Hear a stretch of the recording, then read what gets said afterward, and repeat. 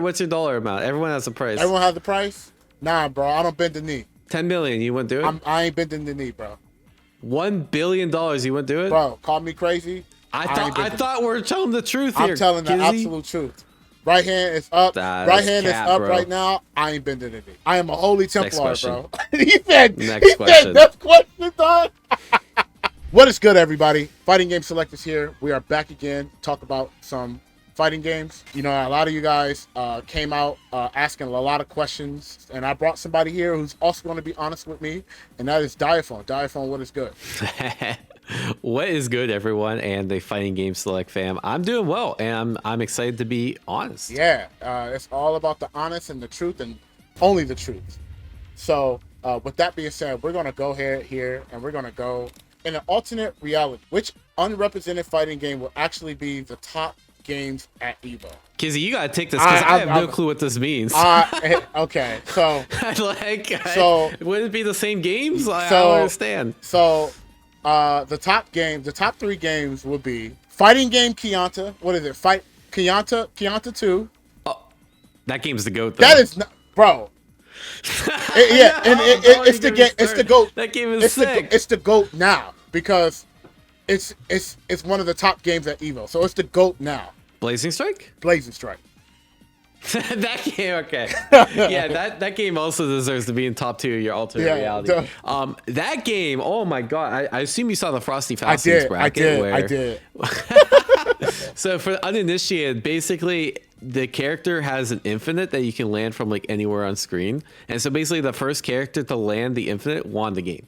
Yeah, just right off the bat. And then the worst part is people learned how to do that at the tournament. Like they didn't have the tools before. They just the infinite's easy. Yeah, it's not like a hard infinite. It's you just keep doing command grab over and over, and for some reason you can't jump command grabs on wake up. Right. And the worst part is it's like such a slow command grab. Like it takes a while for like the match to end too.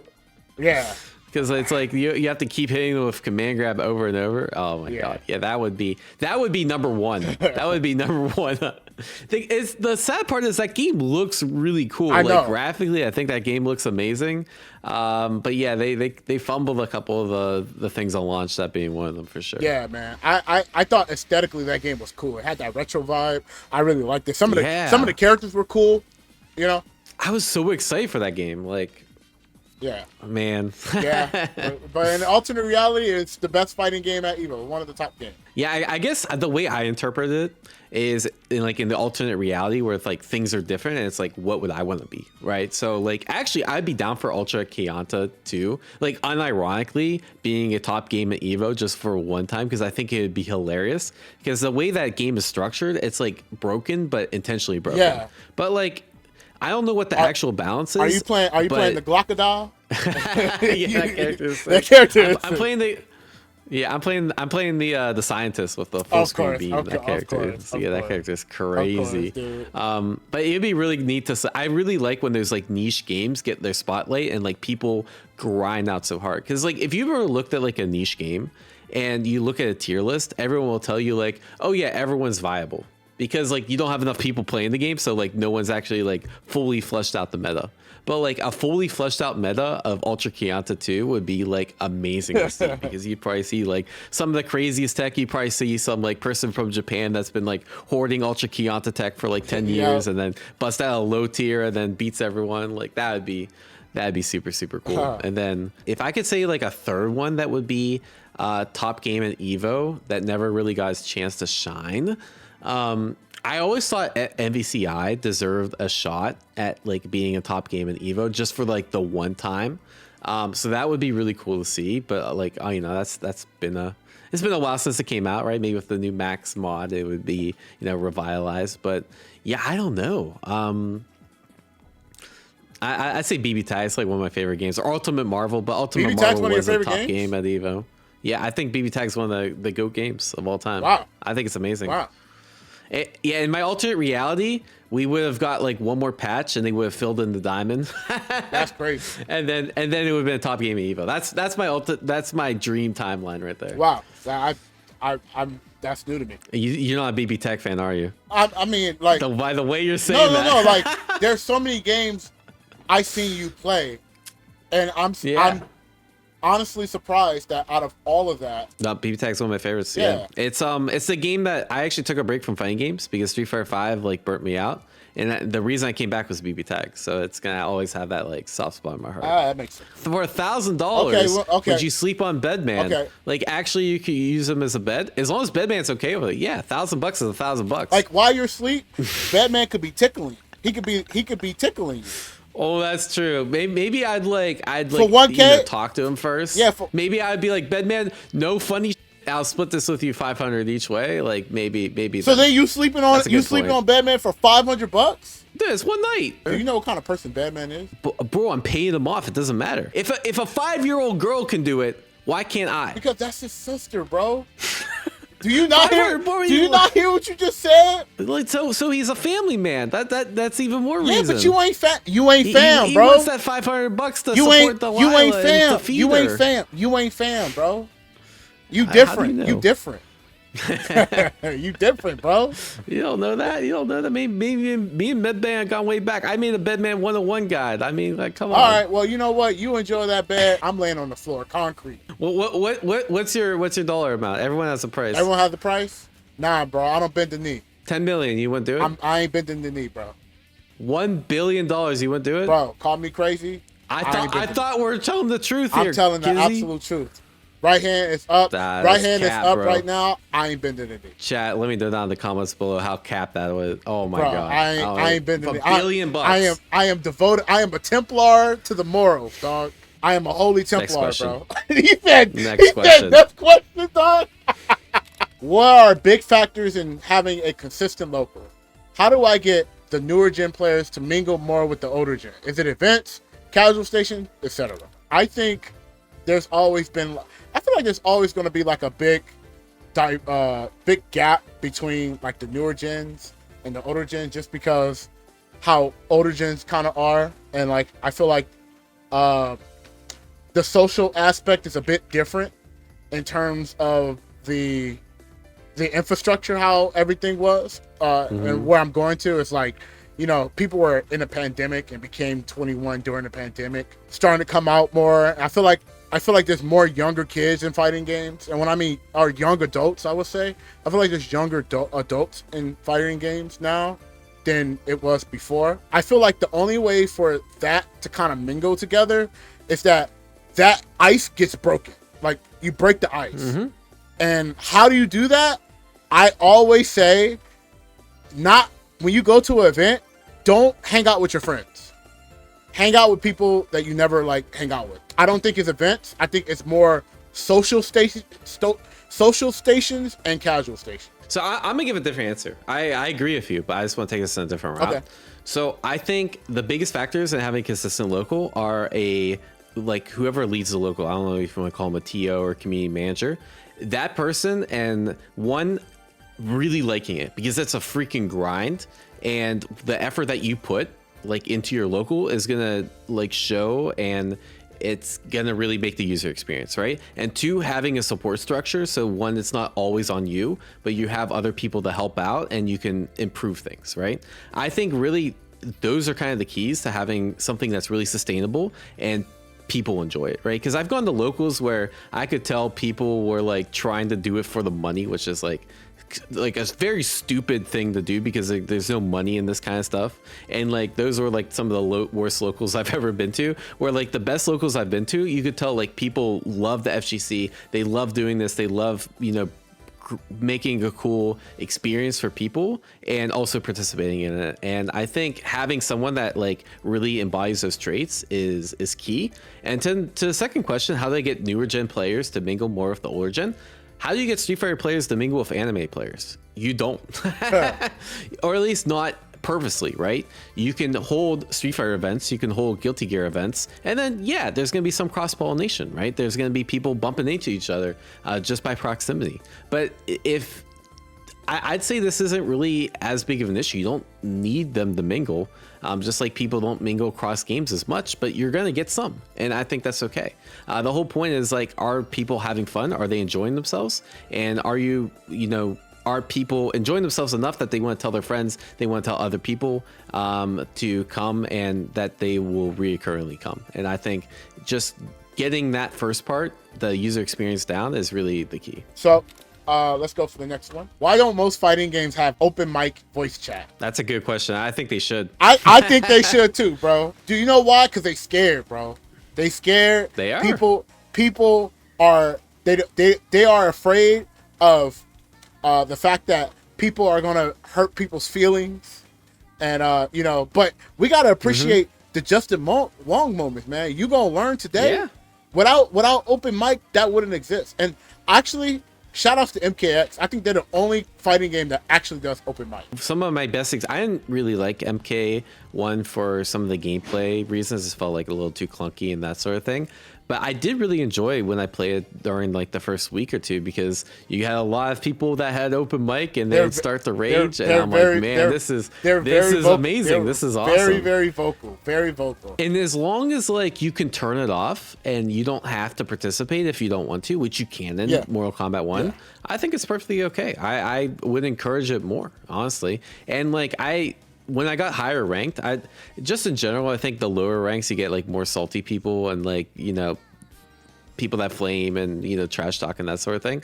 But when you get higher level, like towards like the second or third week at MK1, I was getting people that would like ask questions and then be like, hey, do you need any tips? And like, it's really like a camaraderie community thing too. So I think it has dual potential, not only for like funny salt moments, but also like helping to build community. Oh, that's cute. I'm looking for, yo, you thought you could just jump on me like that? Who? Yeah. What? I'm trying to ignite some fire, bro. You know what I mean? Like I want to imagine you do this combo, being like, "Oh, I ain't done yet," and you just gotta watch this combo. I think stuff like that would be sick, man. I think if you pulled most of the fighting game scene, I think it'd be like 80% plus people want open mics. Oh, 100%, dog. It just makes the fighting game even better, bro. Yeah. Be honest. What were you really thinking while playing Phantom Breaker Omnia? Yeah, I already know. It should have been the alternate Evo top lineup. I thought the concept of the game was really great. Honestly, the concept was really great. I think the biggest thing that I already told these guys, I said, hey man, if this game shows up without rollback, I don't know. It's gonna be really rough. It's gonna be really hard to kind of sell this.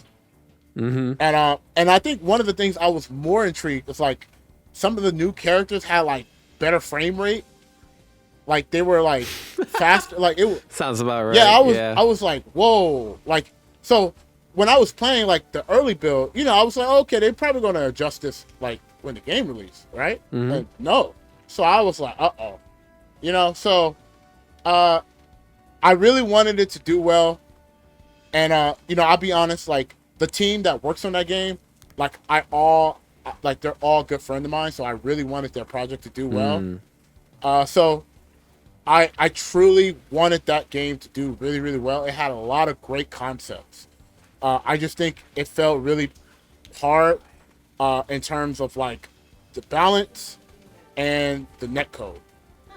Yeah. I totally agree with that. I think, I know it was delay-based netcode. That was one of the worst delay-based netcodes I've ever played in my life. I know. So it's actually impressive how bad the netcode was. Like I played Sparking Zero. That was delay-based, but like it was playable and like things had buffers and like there's a lot of like decent connection. Like Fan Breaker Omnia was like borderline unplayable online. It was terrible. I don't know if it was just because like there wasn't that many people playing it or whatever, but like I tried to give that game a shot, and the net play, I would 100 times rather play City of the Wolves and its broken matchmaking system than what Phantom Breaker Omnia put. Like that's tough. Yeah, it looked cool. Yeah. And like I like Kusoge games. Yeah, like games that are like really broken. But I liked the side scroller too. It's unplayable. Side scroller was cool. Yeah. So but man, games netcode was just not it. Fighting game history channel type question. What is a game from the 90s, 2000s that you wish had more of an impact today, either community-wise or gameplay-wise? Hear me out. Bloody Roar. Yeah. Okay, why is that? I think Bloody Roar was one of the coolest design games ever. And I wish that it actually was still impactful, and like the series was be able to thrive like Street Fighter and Tekken is. Yeah, that's one of the games I like wish had like a new gen sequel. Yes, that's what I mean. And I feel like, you know, it's very broken in this aspect. It's very, very busted, but I thought it was a cool concept of how the fighting game was, and I really enjoyed it a lot too. The characters were pretty cool. The story was pretty interesting too. It's a bunch of high schoolers and like, you know, some edgelords, but it was pretty cool. And I just wish that it flourished than what it is now. You know, I actually took this question a different way. So to me, it was like a game that not like that could be represented today. And when you think of like the games from this period, like what are the most popular ones? Like Street Fighter 2, Street Fighter 3, MVC 2, CVS 2. Those are the four big ones that I think of. But there's a lot of games that like were also really good from that era. And I think actually like the Street Fighter Alpha series. This is like the first Street Fighter I ever played as a kid. In particular, Street Fighter Alpha 1, I think. My parents just like randomly bought it to me. So it's always had like a soft spot in my heart. But I've always wanted to see like a modern Street Fighter Alpha tournament. It's particularly 2 and 3, I think, are the most interesting to me. 2 with like the, you know, the custom combo and like the CC, the VI CC or whatever it's called. And then like Street Fighter Alpha 3, just the diversity in casts and some like the juggles and that sort of thing. I think it'd be really cool to see like a Evo like top 8 on like a main stage for like a throwback game. I hope they do it sometime. It's not looking likely in like this year, next year, but yeah, that's the series I think I wish had a little bit more of an impact currently. Yeah, that's one of the games that had air block too, right? Yeah.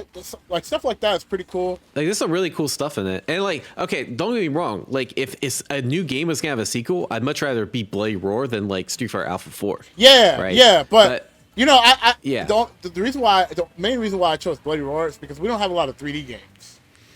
You know, like Soul Calibur fell off, and even then, Soul Calibur is ran by Namco, so it's kind of like. What about Street Fighter EX? Yeah, but I'm saying like, it's a Capcom game, right? Yeah, but like we don't have like a 3D game that is like its own, like a new IP, like a new company to like kind of be like a Mount Rushmore that kind of like changed the game or changed the like impact fighting games. You know, like I don't think Bloody Roar impact any fighting game. You know, so I wish that people gave it more time and it kind of had something so it could push today to have something that was like really dope. I mean, I think it's really cool that you like have like your regular character and they switch out and they become a freaking animal and they have like busted combos and they're like faster and they heal and type of thing. I think that's pretty dope. Like a cool concept. They can like cancel their moves and all that. I think that's pretty dope. Yeah, I'm down for it. Well, let's do it. That was our honesty there. And again, we're gonna continue on being more truthful. There's a lot of truth.